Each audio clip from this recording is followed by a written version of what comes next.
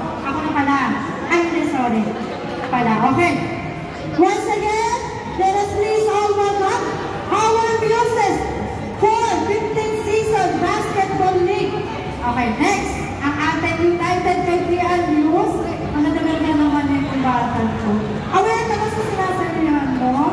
Parang baby pa siya. Ayan, ano ang pangalan nila? Good day, ladies and gentlemen. My name is Sarah Danica Argernes, your people girl. And now I'm representing United Kaibigan. Ako lang pala, naglaban din. Si ate ang lakas naman makaping. Okay, mula sa Carissa Park City Planos. Walang iba kundi si. Good day everyone. My name is Samantha Suarez, 16, proudly representing JSFP Carissa Park City Planos. Awal din pala itong mga palaban. Okay. Next natin ang Carissa 2A. Ito lagi nagsa-champion ko eh. Nag-champion po ba sila nung nakaraang season? Grabe na makalakas yun talaga. Make sure naman. Diba? Hindi kasi yung liga ng SK minsan, nanonood ako ng laro. Kaya, ayan, updated ako yan si Tatang. Maraming salamat sa pagsali palagi. Okay. Walang iba kundi si! My name is Trixie Malena, representing the Place of Champions, Carissa Uwe! Wala na, panalo na kayo. Plus pa lang, palaban na. Diba? Joke lang. Good luck din po sa lahat ng teams. Sana po mag-enjoy kayo. At para naman sa ating kaibigan, yes. Ang kanilang representative ay walang iba kundi si. Good day everyone. I am Giselle C. Escobar and proudly representing Kaibigan Hills. Kasi yung mga supporters ng mga Muse na to, may power ng mga to eh. Siyempre, para naman sa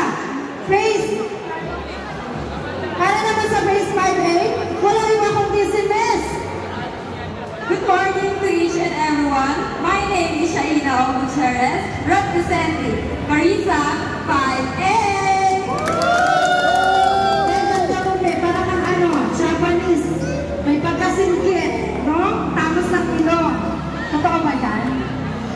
Ha? Hoy, hindi na. Ang ganda ng ilong mo, be. Entagera ako, sorry naman. Okay, next ang